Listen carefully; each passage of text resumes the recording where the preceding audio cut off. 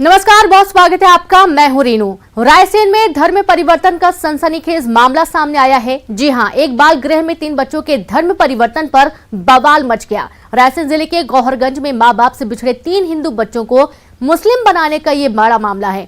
तीनों बच्चे भाई बहन हैं जो साल 2020 में कोविड में लगे पहले लॉकडाउन के पहले मंडीदीप में अपने माँ बाप से बिछड़ गए थे। रिपोर्ट देखिए।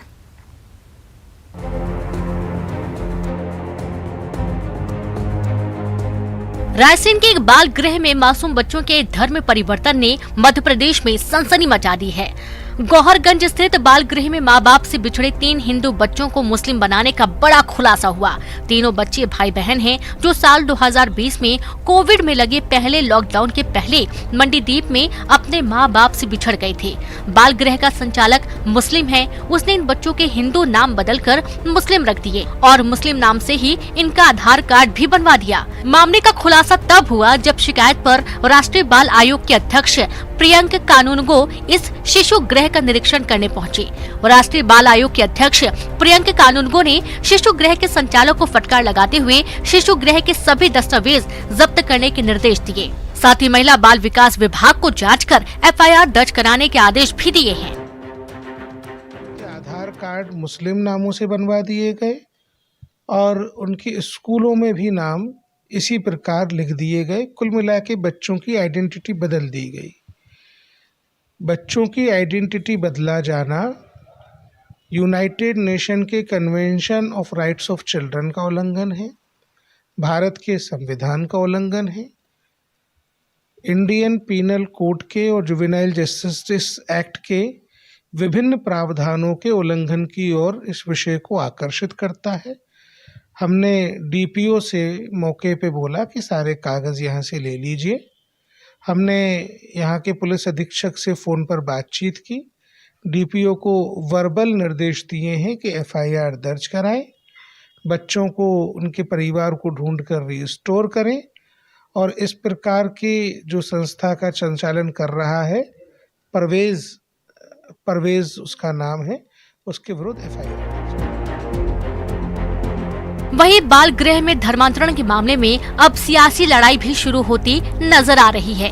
कांग्रेस ने मांग की है कि सरकार इन बच्चों के धर्मांतरण पर कड़ी कार्रवाई करे। वहीं मंत्री विश्वास सारंग ने जांच के बाद एक्शन की बात कही है। बाल गृह के अगर बच्चे हैं षड्यंत्र करके बनाया गया तो उन पर सरकार कठोर कार्रवाई करे। मैं इस पक्ष का नहीं हूँ कि दबाव में लालच में किसी का धर्म परिवर्तन किया जाए। देखिए, ये जो मामला सामने आया है इसकी समुचित जांच के बाद क्या तथ्य सामने आएंगे उसके बाद ही कुछ कहना उचित होगा। जांच जरूर होगी और क्या कुछ इस मामले में विषय है इसकी जानकारी लेने के बाद ही कुछ कहना उचित होगा। 3 साल पहले ये बच्चे भोपाल में भटकते हुए मिले थे। तब भोपाल बाल कल्याण समिति ने बच्चों की पहचान के बाद इन्हें रायसेन बाल कल्याण समिति को सौंप दिया था। समिति ने बच्चों के माता पिता की नहीं मिलने तक उन्हें गौहरगंज के शिशु गृह को सौंप दिया था। भोपाल और रायसेन बाल कल्याण समिति की रिपोर्ट में तीनों बच्चों के नाम हिंदू ही दर्ज हैं। कुल मिलाकर बच्चों की आइडेंटिटी बदल दी गई, जो भारत के संविधान का उल्लंघन है। बहरहाल इस केस ने सनसनी मचा दी है। Bureau report, news 18 Raisen. तो आप ये देखिए, जब ये पूरा मामला सामने आया है तो उसके बाद कुछ प्रतिक्रियाएं भी सामने आई। आपने सुना मंत्री विश्वास सारंग को कि उन्होंने कहा है कि इस पर गहनता से जांच होगी, कार्रवाई भी की जाएगी। और इस पूरे मामले का खुलासा तब हुआ जब यहाँ पर जांच करने के लिए पहुंचे अधिकारी और तब जाकर ये पता चला कि 3 हिंदू बच्चों को मुस्लिम बना दिया गया, उनका नाम बदल दिया गया और उनका आधार कार्ड भी बनवा दिया गया। चलिए सीधे रुक करेंगे, हम भोपाल का संवाददाता मनोज राठौर जुड़ गए हैं। मनोज, बाल गृह में बच्चों की देखरेख की जाती है, ना कि उनका धर्मांतरण करवाया जाता है। यहाँ पर साफ तौर पर 3 बच्चों का न सिर्फ नाम बदला गया बल्कि उनका आधार कार्ड भी बनवा दिया गया। जी बिल्कुल, मध्य प्रदेश के रायसेन जिले का ये पूरा मामला है। हालांकि इस पूरे मामले में अब सियासत भी होने लगी है, लेकिन सियासत अपनी जगह है, लेकिन ये कानूनी तौर पर ये मामला काफ़ी गंभीर है, क्योंकि जो आइडेंटिटी थी उसको कहीं ना कहीं बदलने का काम किया गया है। जब कोरोना में इन 3 बच्चों को लाया गया था इस शिशु बाल गृह में, तो जो तमाम डिटेल थी उसी के आधार पर शिशु बाल गृह की जिम्मेदारी थी कि बच्चों के परिजन को ढूंढा जाए। इसके अलावा आगे की जो कागजी कार्रवाई है वो उसी आधार पे की जानी थी, लेकिन जो शिकायत राष्ट्रीय बाल आयोग को मिली उसी के आधार पे टीम ने निरीक्षण किया और ये पाया है कि यहाँ पे सीधे तौर पे कानूनी प्रावधानों का उल्लंघन किया गया है। संवैधानिक सिस्टम के तहत जो काम होना था वो नहीं यहाँ पे किया गया, लापरवाही बरती गई और सीधे तौर पे यहाँ पे धर्मांतरण का मामला जो है उन्होंने बताया। और जांच के बाद वहाँ के जिला प्रशासन के अधिकारी नहीं बल्कि एसपी से भी फोन पर बातचीत करके इस पूरे मामले में एफआईआर दर्ज करने की मांग भी आयोग के द्वारा की गई है, क्योंकि साफ तौर से ये पूरे मामले में बात निकलकर सामने आई है कि जो बच्चे थे वो एक दूसरे धर्म के थे, लेकिन जो आधार कार्ड बनाया गया है वो दूसरे धर्म का बनाया गया, यानी जबरिया नाबालिग बच्चे जिन्हें ये पता नहीं है कि धर्म क्या होता है, उनसे इस बात को छुपाकर जो संचालक है, जो इस तरीके का मामला जिन्होंने किया है, जो आपराधिक श्रेणी में आता है, उनके खिलाफ अब ये पूरा मामला बनता है। और यही कारण है कि इस पूरे मामले में बाल आयोग के बाद अब सरकार एक्शन में आ गई है। सरकार की तरफ से भी जांच शुरू हो गई है। 1-2 दिन में संभवतः इस पूरे मामले में एक्शन भी देखा जाएगा। बिल्कुल, हसीन परवेज के खिलाफ तो एक्शन किया जाएगा मनोज, लेकिन सवाल ये उठता है कि ना जाने ऐसे कितने बाल संरक्षण आयोग खुले रहते हैं, बाल आयोग खुले रहते हैं जहां पर बच्चों को रखा जाता है, और ना जाने कितने ऐसे बच्चे होते हैं जो बिछड़ जाते हैं और इस तरीके से पहुंच जाते हैं एनजीओ में, संस्थाओं में रहने के लिए।